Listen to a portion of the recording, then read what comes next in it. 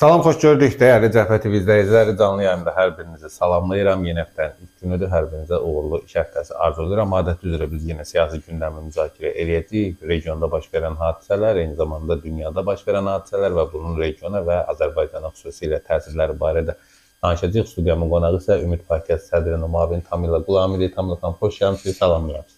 Xoş gördük, hər vaxtınız xeyir olsun. Mən də yeni həftənin ilk iş günündə hər kəsə uğurlar arzulayıram və əlbəttə ki, maddi və mənəvi tərəfdən hər şeyin yaxşı olmasını diləyirəm. Düz variantı danışdıq başlayanda, amma bütün hallarda insanların ehtiyacı olan. Təbii. Yer gəlmişkən, sabah Azərbaycanda 20 yanvar hadisəsinin il dönümündə 36-cı ili tamam olur. Bizim Rusiyadan, şimaldan gələn problemlərimizdən və bəlalarımızdan biri də məhz 20 yanvar hadisəsidir. Allah bütün şəhidlərimizə rəhmət eləsin. Düzdür, 20 yanvar faciə də ağır problemdir, amma bu həm də bir qürur mənbəyi və azadlığın ilk başlanğıcı kimi qəbul eləmək lazımdır. Bu qəhrəmanlıq dastanı və tarixçəsidir. Əryalın insanların tank qarşısına, SSR boyda imperiyanın qarşısına əryalın çıxması və bunun mübarizəsinin sonunda məhz Azərbaycanın müstəqil və azadlığını əldə etməsi kifayət qədər böyük qəhrəmanlıq nümunəsidir. Bir daha Allah Azərbaycan şəhidlərimizə rəhmət eləsin və Azərbaycanı daim müstəqil görmək arzusu ilə inşallah şəhidlərimiz də ruhları şadlardır.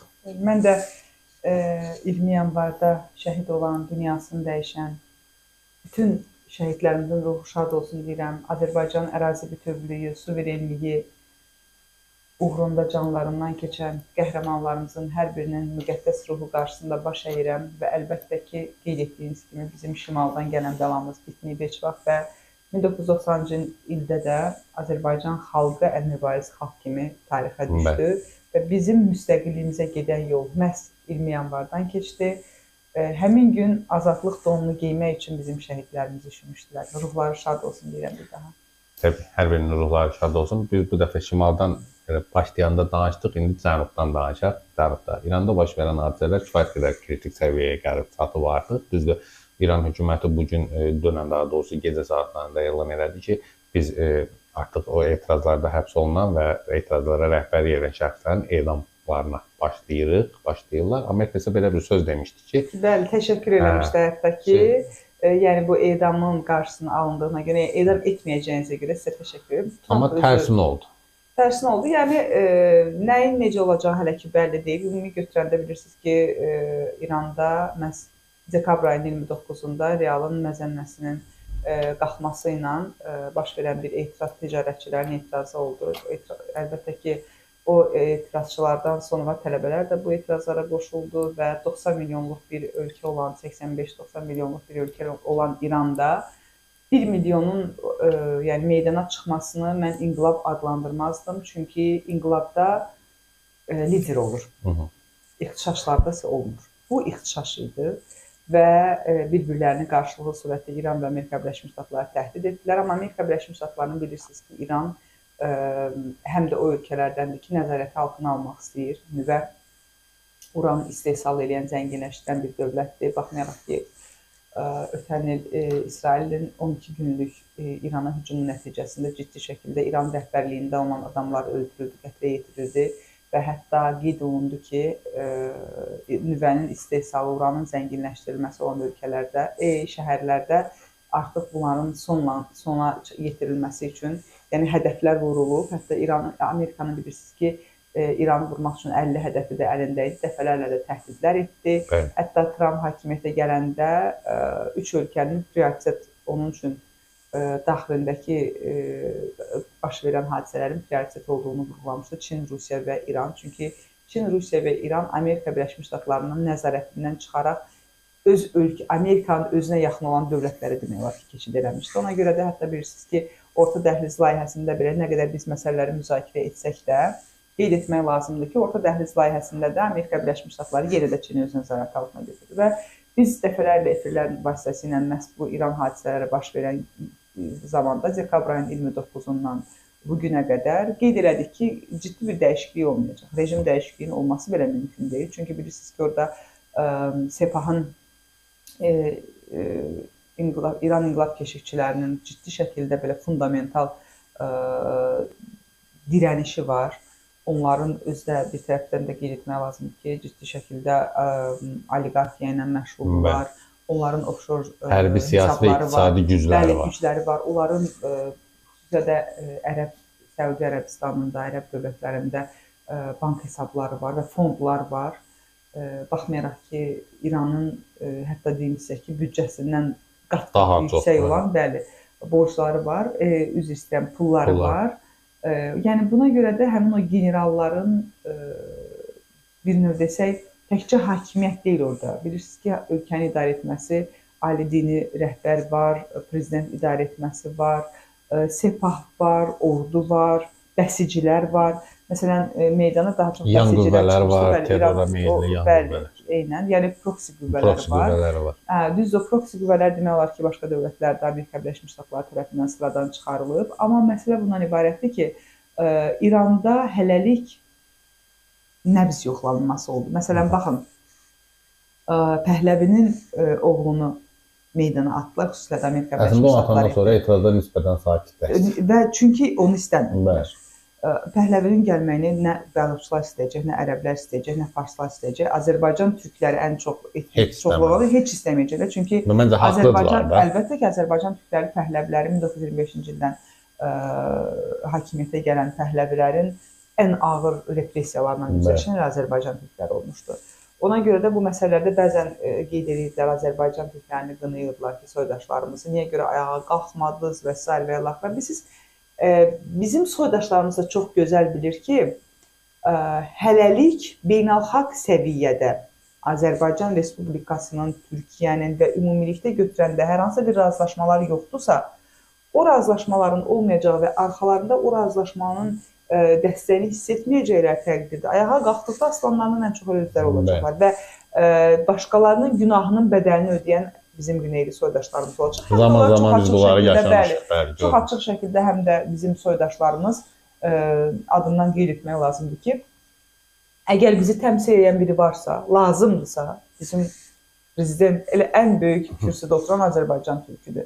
Və mən bunu xüsusi qeyd etmək istəyirəm ki, Pezeşkiyan özünü çox yaxşı göstərdi bu həm etirazçılara münasibətdə, həm dövlətə münasibətdə. Bunu qeyd edək ki, Pezeşkiyan ən çətin durumda olan bir siyasi liderdir. Çünki İranda idarə etmənin ən başda sözçüsü Ali Dini Şuradır. Hətta Xameneyinin dünənki müsahibəsində bir məsələ var idi ki, qeyd elədi ki, qadağan edirəm, məsəl üçün prezidenti təhqiri falan.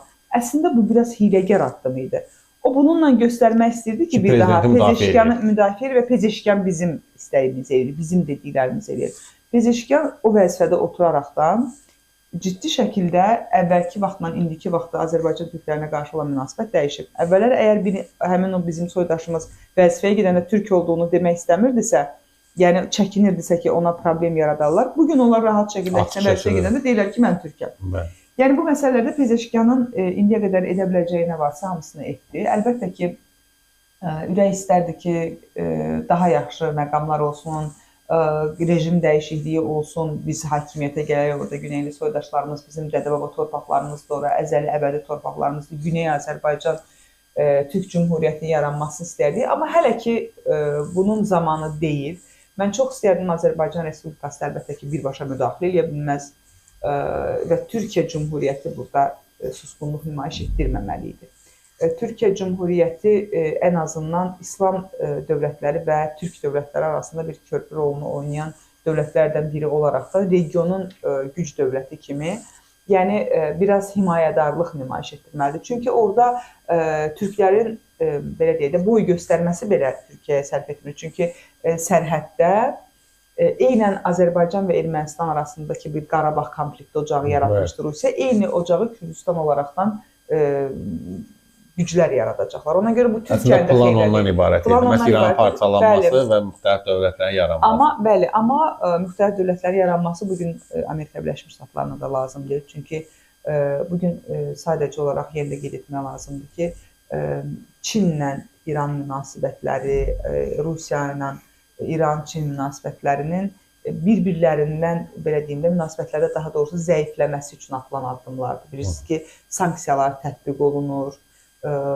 Çinin bugün Çinə nə lazımdır ki, Çinin istehsalatı üçün çox ucuz neft lazımdır, qaz lazımdır, təbii sərvətlər lazımdır. Onu da əldə edə bilir. Bugün Ona görə bu məsələlərdə Çin çox rahatdır və bu istiqamətdə də Amerika Birləşmiş Ştatları bu dövlətlərin arasındakı münasibətlərə kölgə salmaq üçün, onları bir-birindən qopartmaq üçün, yəni çalışır bu istiqamətdə addımlar atır. Amma düşünürəm ki, gələcək zamanlarda bizi ən çox maraqlandıran tərəf güneyli soydaşlarımızın taleyidir və məncə biz istər mədəni, istər ədəbi sahələrdə, yəni bacara bildiyimiz bütün diplomatik korpusumuzun vasitəsilə soydaşlarımızın milli mənəvi kimliklərinə sahib çıxmalı və dünyada bölünmüş xalq olaraqdan Birləşmiş Millətlər Təşkilatında belə bölünmüş bir xalq kimi biz təqdim edilir. Ona görə bu məsələlərdə məncə artıq Qarabağ müharibəsindən sonra bizim növbəti addımımız bu istiqamətdə güneyli soydaşlarımıza dəstək vermək olmalıdır. Məncə biz bu və digər şəkildə güneyli soydaşlarımıza hər zaman dəstək veririk və bu dəfə yəni biz daha çox istəyirik Türkiyə də bu istiqamətdə öz dəstəyini nümayiş etdirsin. Çünki bizim Türkiyədə güneyli dostlarımız var, Güney Azərbaycanlı soydaşlarımız var və onlar ciddi şəkildə çox təbliğat aparırlar.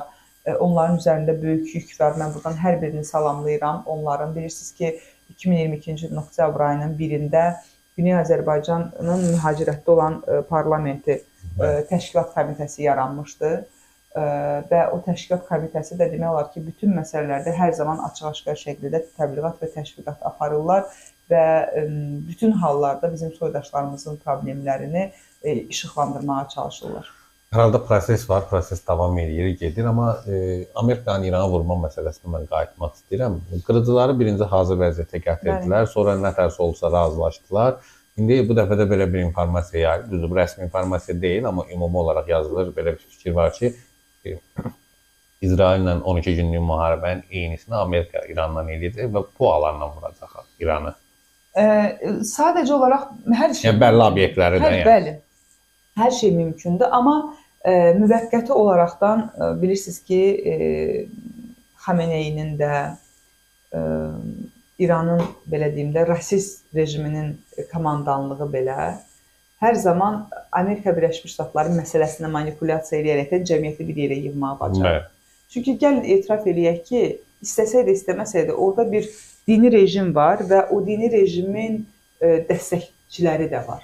Bayaq ona görə hökumət mitinqində gördünüz. Bəli, bayaq ona görə səhər hökumət mitinqi, hökumətə dəstək mitinqi keçirir, axşam etiraz mitinqi keçirir. Yəni ona görə demək istəyirəm ki, 85-90 milyonluq bir ölkədə 1 milyonun ayağa qalxıb, düzdür, hökumət dəyişikliyində hətta 100-200 nəfər də ayağa qalxıb hər hansısa bir addım ata bilər. Eynilə Gürcüstanda bir Saakashvilinin 25 nəfərlə çevirdilər. 25 nəfərlə, halbuki onda Nino Burcanadzedən tutmuş hamısına qədər, yəni meydana nə qədər İvanishvili, meydana nə qədər adam çıxardıqlar, amma Saakashviliyə bəzən belə dalğa da keçirdilər ki, adam çıxarda bilmir meydana. Yəni, niyə çıxarda bildi və niyə hökumət dəyişikliyi edə bildi? Bu o deməkdir ki, altyapı hazır idi. Bəli, infrastruktur və düşüncə. Baza, bəli.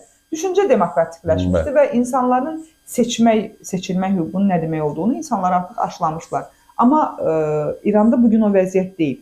Həm Gürcüstanda baş verən hadisələrin demək olar ki, beynəlxalq səviyyədə dəstəklənməsi məsələsi gündəmə gəlmişdi. Hətta bilirsiniz ki, 2008-ci ilə qədər Saakashvili daxildə bütün problemləri həll etməyə çalışdı. Amma daha sonra biz nəyin şahid olduq? Demokratiyanın bədəllərinə şahid olduq ki, Rusiya Abxaziya və Cənubi Osetiya məsələsində o konflikt ocağı yaratdı orada. Yəni, demokratiyanın, belə deyim, daha çox harda bir demokratik cəmiyyət yaranmaq istəyirsə, Rusiya tez həmən ora qaçır, gəlir və demokratiyanın özünün sərhədlərinə dirənməməsi üçün çalışır ki, konflikt ocağı yaransın, bir şantaj, bir təhdid hüküməti olsun, bəli, təzyiq imkanları olsun. Amma yer gəlmişən Amerikanın son elədiyi fəaliyyətdən sonra bu demokratiyanın sadəcə bir fəlsəfi söz olduğu anlayışı. Bəli, ölkə başçısının da yerli telekanallara verdiyi müsahibəsində biz dəfələrlə də bu istiqamətdə çıxışlar da etmişik, hər zaman da qeyd edirdik ki, yəni çox təəssüf olsun ki, demokratiya bugün hələlik arxa plana atılıb və dünyanın yenidən nizamlanması, yenidən şəkilləndirilməsi istiqamətində addımlar atılır və görünən bu ki, yaxın 3 il ərzində, 2 il ərzində də həmin o addımların atılmasına davam edəcək. Sərhədlərin müəyyən olunması, dövlətlərin bölünməsi və növbəti mərhələ artıq demokratikləşmə mərhələsinə gəlib çıxacaq. Amma Churchill demişdi də, deyir, demokratiya o qədər də yaxşı deyil, amma hələlik idarəetmə ondan yaxşısını Ondan tapmayıb. yaxşısı yox. Ondan yaxşısını tapmayıb. Ona görə bu məsələlərdə düşünürəm ki, güc, daha doğrusu müşahidə edirik ki, bugün dünyanı güc idarə edir. Bəli, beynəlxalq Dünyada hüquq heç güc qanunda beynəlxalq hüquq olmuş olsaydı, bugün Azərbaycan 30 illik müharibə yaşamazdı. Bugün Ukrayna o vəziyyətdə olmazdı. Ukraynaya dəstək verir, bir tərəfdən dəstək verirlər. Dovşana deyirlər, qaç tazıya deyirlər tut. Yəni bu məsələlərdən ona görə dünya sadəcə olaraq birinci növbədə çox kiçik detal olsa da, amma həm də böyük detaldır ki, müharibələrdən ciddi şəkildə qazanır. Təbii. Və təsəvvür edin ki, Avropa Birliyinin 90 milyardlıq Ukraynaya ötən həftə dəstək ayırması məsələsinə danışılanda Fransa etiraz elədi ki, bunun çoxsu elə Avropada sərf olunmalıdır, Avropaya yatırılmalıdır bu pul, əgər biz yardım ediriksə Ukraynaya və bizdən alınmalıdır ən azından 5-20 milyardlıq müdafiə istiqamətində olan hərbi sursatlar, hərbi resurslar, amma hər kəsə də bəllidir ki, o hərbi resurslar Ukraynanın müdafiə olunacağı dərəcədə Avropa istehsal etmir və onu istehsal edən Amerika Birləşmiş Ştatlarıdır. Xüsusilə hava hücum müdafiə sistemi və F-16'ların detallarını deyim, ümumilikdə. Yəni, mən ekspert olmadığıma görə açıq şəkildə onların tam olaraq qeyd edə bilməm, amma yəni, bu məsələlərdə Amerika Birləşmiş Ştatlarından daha çox alınacaq və əlbəttə ki, bu büdcəyə pul qazanırlar. Pul qazanırlar. Ona görə Trump'ın özünün açıqlaması var idi ki, Biden'ə hətta axmaq da demişdi açıqlamasında ki, sən 350 milyard apardın Ukraynaya verdin, elə belə, amma mən o pulu geri aldım, qaytardım bir müqavilə ilə. Bugün Amerika Birləşmiş Ştatlarının yeni strategiyasında birbaşa müdaxilələr yoxdur, müttəfiqlərinin vasitəsilə müdaxilələri var. Ən sonuncu məqamda sanki Amerika Birləşmiş Ştatları tarazlığı qorumağa, balansı qorumaya çalışan bir dövlət kimi çıxış edir. Lap axırda deyir ki, mən sizə bunu dedim. Siz eləmədiniz. Yəni, günahı qarşı tərəfdə görürlər. Ona görə də adət elədiyimiz beynəlxalq hüquq söhbətidir də. Bəli. Yəni, beynəlxalq hüquq deyilən bir şey yoxdur. Yenə də deyirəm. İran məsələsində BMT-nin səsi çıxmadı ümumiyyətlə. Bəli. Yox, çıxış elədilər, amma sadəcə bəyanat xarakterli şeylər idi. Biz o Anadolu türkləri demiş, şaşırdıq mı? Yox, yəni eyni şeyi biz Azərbaycanda hələ yaxın keçmişdən danışsaq, 2020-ci ilin 44 günlük savaşında oktyabr ayında Gəncəyə, Bərdəyə, Tərtərə, Mingəçevirə atılan raketlərin hesabını atdığını biz görmədik ki. Amma hələ bizim üstümüzə gəldi. O ki qaldı, bəli, bizə təzyiq eləməyə çalışırlar əsirlər vasitəsilə, o ki qaldı, yəni bizim hələ o müharibə şəraitində olduğumuz dönəmdən danışaq. İran necə gözləyir? Çünki müxtəlif şərhlər var ki, İranda məsələn faktiki ən azı bu etirazların nəticəsi olaraq hökumətində o ali dini lider və onun ətrafını nəzərdə tuturam, ən azı yumşalmaya gedəcək və yaxud da ən yaxşı halda gedəcəklər. Getməyəcəklər hələlik. Amma çox yumşaq cüzi islahatlar ola bilər. Yəni, amma o da nəyisə dəyişəcəyini düşünmürəm. Yumşaq islahatlar ona görə ola bilər ki, özləri üçün düşmən bəlli elədikləri Amerikanı bir daha daxildə gözdən salmağa çalışırlar. Çünki bugün təəssüflər olsun ki, məsələn, Qacarlar nəslindən Babək Padar məsəl üçün səsi çıxmadı. Niyə? Çünki 2023-cü ildə Qacarların Assosiasiyası açıq şəkildə komitə təşkilat daha doğrusu bəyanat verdi ki, o bizim nəslimizdən deyil. Yəni o özünü saxta olaraq Qacarlar sülaləsinin belə deyim də nümayəndəsi kimi təqdim etmişdi. Onu çıxdılar. Daha sonra Pəhləvi ilə bağlı onu Amerika Birləşmiş Ştatları gündəmə atdı. Pəhləvi az qala yalvarırdı ki, gəlin mənə kömək eləyin, gəlin. Hətta Steve Witkoff'la da görüş oldu. Witkoff dedi ki, Axios qəzetində yayımlanmışdı. Witkoff dedi ki, gizli görüşdə olub Trump'la. Biraz Pəhləvi istədi bu istiqamətdə addımlar atsın. Daha sonra Pəhləvinin həyatı, ailəsinin o yaşadıkları həyat tərzini ortaya atan yenə də Amerika oldu. Və bir daha da ona qarşı radikal yanaşanlar daha çox idi İranda. Və bu iflasa uğradı, bitdi bu məsələ. Şah planı getdi. Vəssalam, şah planı da getdi. Sonra Məryəm Rəcəbi var orada. Solçu İslamçıdır. Cumhuriyyətçidir daha doğrusu, amma yəni o da hələ o komandada yenə də qeyd etmək lazımdır ki, onlar hazır deyillər və əlbəttə ki, meydana çıxıb hər hansısa bir addımlar ata bilərlər, amma nəticə yoxdursa, qərar yoxdursa, beynəlxalq dəstək yoxdursa, onlar sadəcə olaraq çıxıb o edam olunma sırasında dayananların yanında dayanacaqdılar. Bunu çox gözəl bilirik. Yəni o siyahıya əlavə olmaz. Yox, bəli. Yəni ona görə düşünürəm ki, siyasət bilirsiniz də mümkünsüzü əldə etmək elmidir. Mümkün olmayanı əldə edib qəhrəman o Don Kixot kimi yel dəyirmanı ilə yəni uğraşmağa ehtiyac yoxdur. Bütün ölkədə qurum dəyişikliyi yox deyil də bu.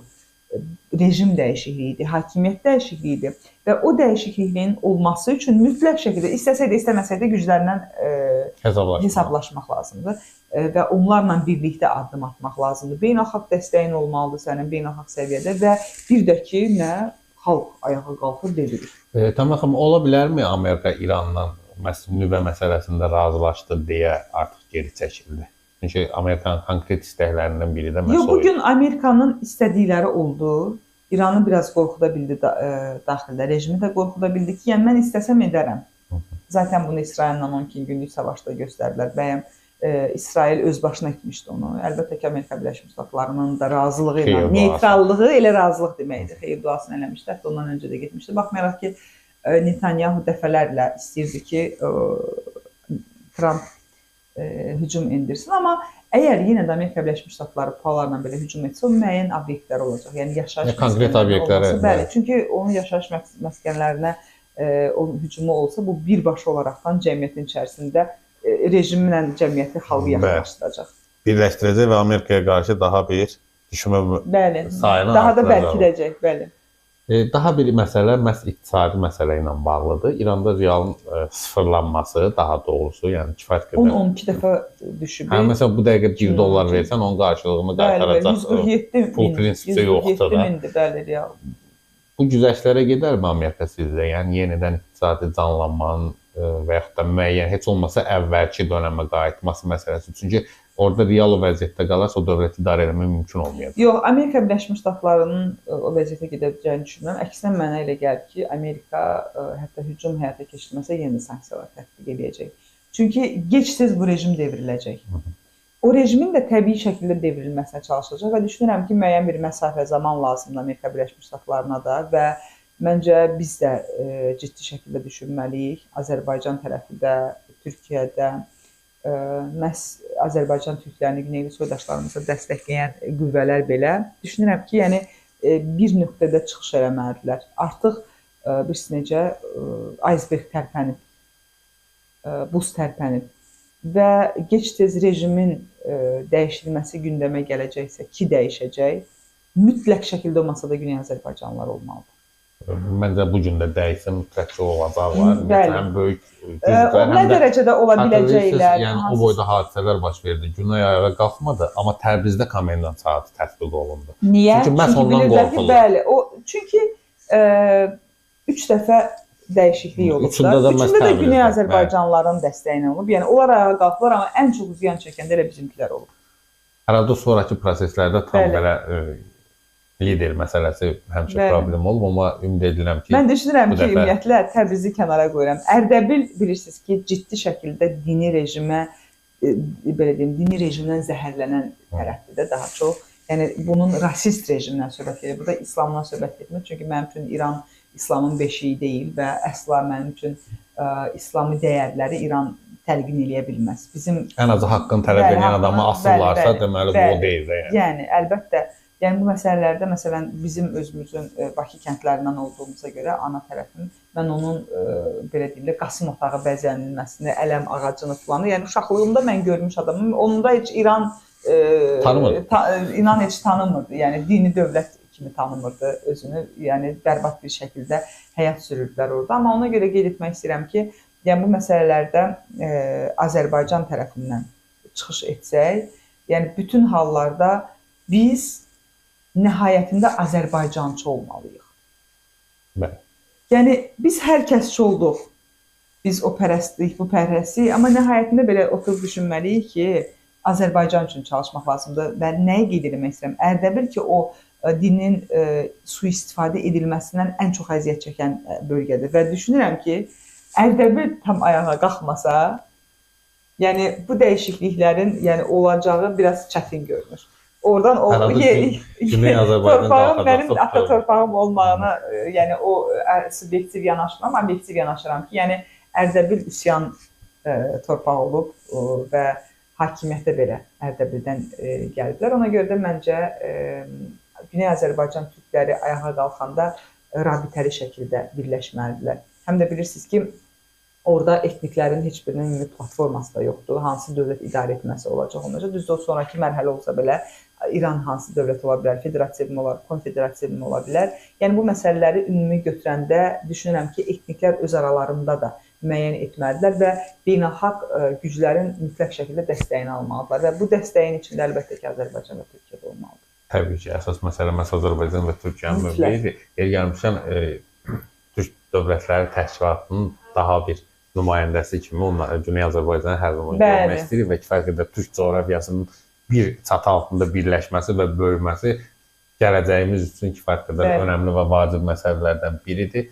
Hər halda proses gedir, davam edir, nəticələrini də yaxın vaxtlarda görəcəyik, amma yenə deyirəm, yəni İranda baş verən etirazlarda yəni rəsmi informasiya 3000-dən çoxdur ölənlərin sayı, qeyri-rəsmi informasiya 12.000 civarındadır, yəni kifayət qədər böyük rəqəmdir.